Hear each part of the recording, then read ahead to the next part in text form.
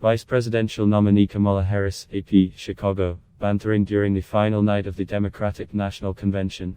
Actor Julia Louis-Dreyfus and former presidential candidate Andrew Yang repeatedly got the name of our current vice president wrong. Was it Mika Pints? Or Paints? Or maybe Ponce, Yang suggested. Oh, some kind of weird foreign name. Louis-Dreyfus asked. Yeah, not very American sounding, Yang replied.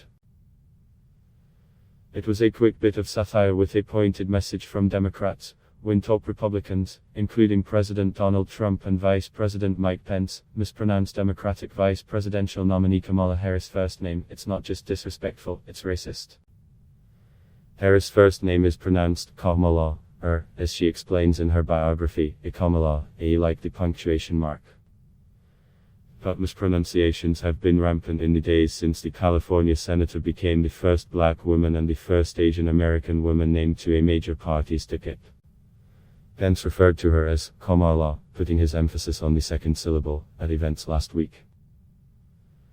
Republican National Committee Chair Ronna McDaniel did the same on Wednesday, as did Trump at a rally in Pennsylvania on Thursday, the day after Harris delivered a primetime speech accepting the Democratic nomination, a speech he indicated he watched. Harris supporters say the pattern amounts to a deliberate effort by Trump and his allies to portray Harris, the daughter of immigrants, as someone who does not belong at the top ranks of politics.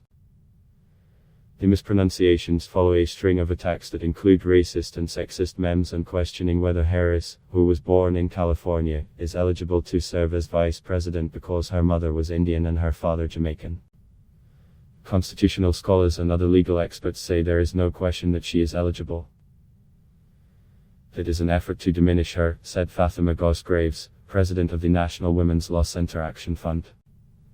It's designed to signal difference. Trump campaign officials did not immediately respond to questions about the errors. To be sure, Harris isn't the only politician who has watched other politicians and voters trip over her name.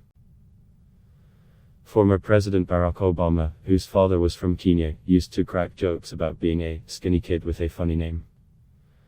Former presidential candidate Pete Buttigieg, whose father was from Malta, went mostly by Pete, though his campaign made posters, chants and t-shirts with the pronunciation Buttigieg. Even Democratic presidential nominee Joe Biden slipped up and mispronounced the first A in Kamala during his speech introducing her as his running mate, but he quickly repeated her name with the correct pronunciation. Harris supporters say there is a difference between someone who makes an honest mistake and wants to correct it and people who knowingly mispronounce her name, or who don't care enough to get it right. In the introduction to her biography, Harris says her name means lotus flower. It's a symbol of significance in Indian culture, she wrote, noting, a lotus grows underwater, its flower rising above the surface while its roots are planted firmly in the river bottom. When she first ran for the US Senate, her campaign produced a video with small children demonstrating the proper way to say her first name. But her defenders say Harris is well past the point of introduction, especially with Republican opponents.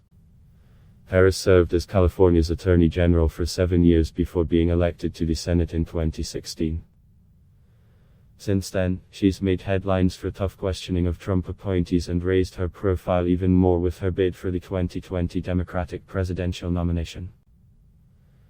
And even before she was elected to the Senate, Trump knew who she was. He donated to her 2014 campaign for Attorney General. Yet Trump has continued to get her name wrong, as have his allies. Trump's personal attorney Rudy Giuliani called Harris Pamela during an appearance on Fox News. Pence mispronounced her name multiple times during a stop last week in Iowa, where he warned a cheering crowd that the November election isn't about a choice between Republicans and Democrats or conservatives and liberals.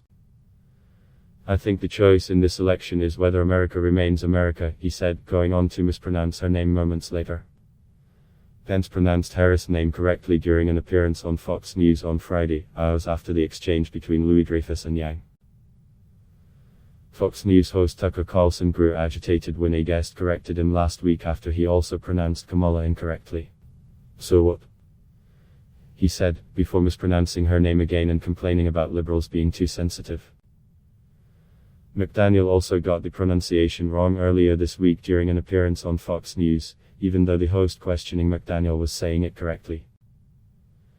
Many people, particularly people of color, relate to Harris having her name mispronounced because they face the same situation in workplaces and elsewhere, said Graves.